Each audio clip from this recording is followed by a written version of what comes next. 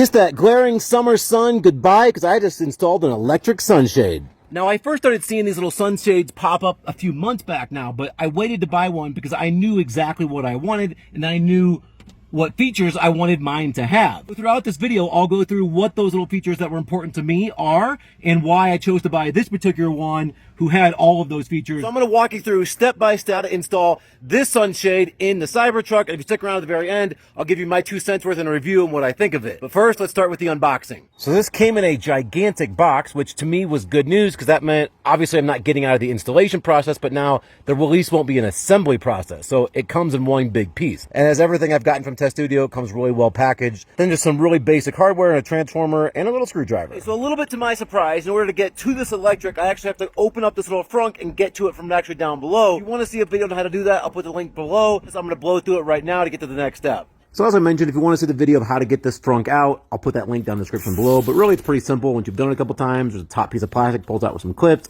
That frunk shell is 6 10mm bolts. That's really about it. So now I have to grab power from down below here in the truck. Now I've already tapped into this to get power to my electric running board, so it's not going to look quite the same as somebody who's never done that. So I'll show you, as you can see here in the video, what it looks like before you tap into it here. Just, I don't think a big deal, but nonetheless, we're about to find out if I can still power my boards and the sunshade, which I'm sure I can. I'm going to have to undo this and jump it just a little bit different than what somebody might do if they've obviously never done this before. All right, so I'm not even sure if this is the step I should have done first, but it's what I did. So I slid it in there, and then I realized if I moved this little seat forward, it was going to be easier to put this thing up into place, at least to kind of see what I have to do.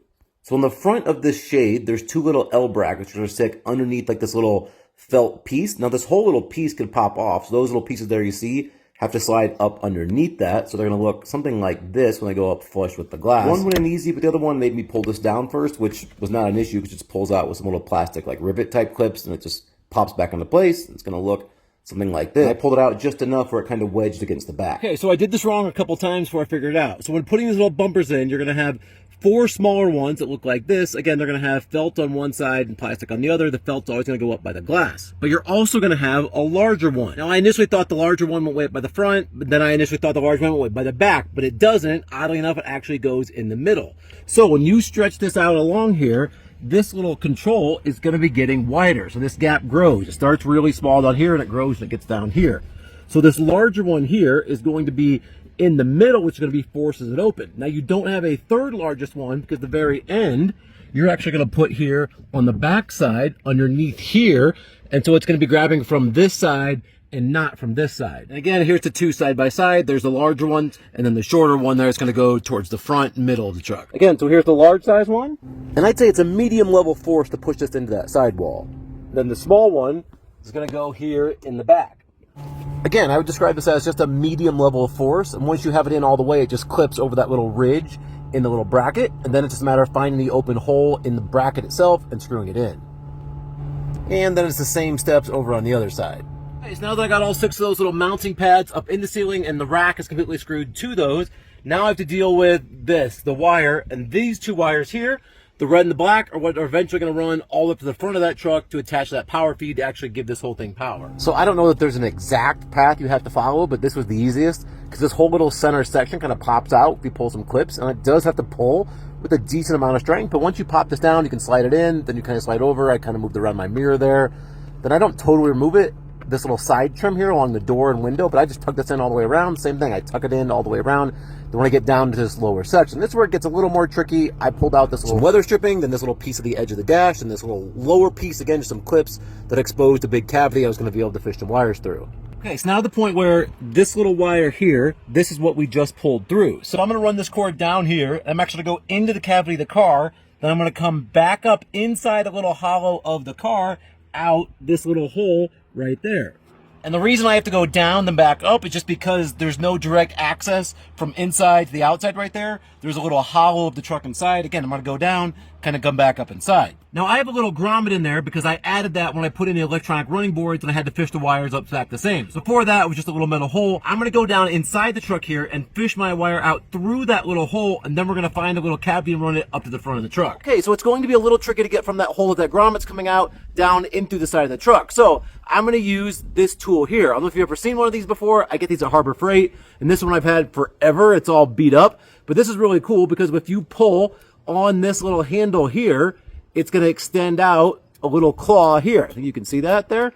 So we're squeezing this, extends that. I'm gonna fish this down in through that hole, and once I have it in position, I'm gonna put this out, extend the little claw, grab those wires, unhinge it, and then I'm gonna pull it all the way back through. And this little tool here actually was a lifesaver and worked to total perfection. It was a little tricky to kind of force on through there, but eventually I got it through and it grabbed that little wire just as I had planned. Then I just slowly and deliberately pulled it back out. All right, so this is the cord that came out. Again, this is the cord that I ran to my running board. You can kind of see in there, we're really looking for, you can see a little bit of daylight at the end. So I have this stiff, flexible fish tape that I'm just gonna wrap this wire around too, because I don't think it really need to tape it off. And I just slide it in between that little gap up to the front of the hood. Once I push it through, I went around and got it from the other side, then I could just pull it through and I fish it underneath this little metal next to like the little windshield washer reservoir. And then it was a matter of just finding that little connection, and I had to find a way to put this together. And again, I only have this little hole connection because it's what came with my electronic running board, so typically you wouldn't have to undo what I'm doing now. All right, but we can't just directly tap into these wires yet because we have to use this little transformer to bring the voltage down. And so this transformer is going to transform what's 48 volts coming out of the truck down to 12 volts is what the shade's going to actually use inside. So the problem I have left with these is I have 4 wires. There's a red, a black, a yellow, and another black, but there's no label.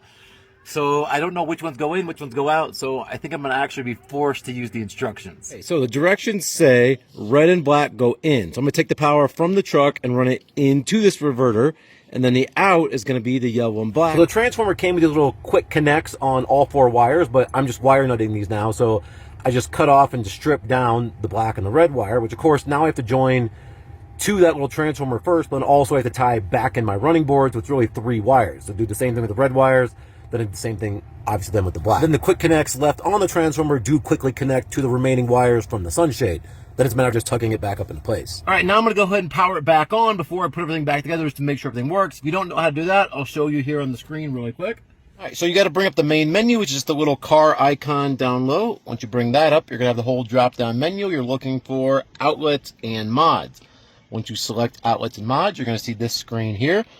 Now this feed we're working on right there is the power feed, so that's where we're going to turn it on just by one little press of the button, and it looks blue when it's turned on. And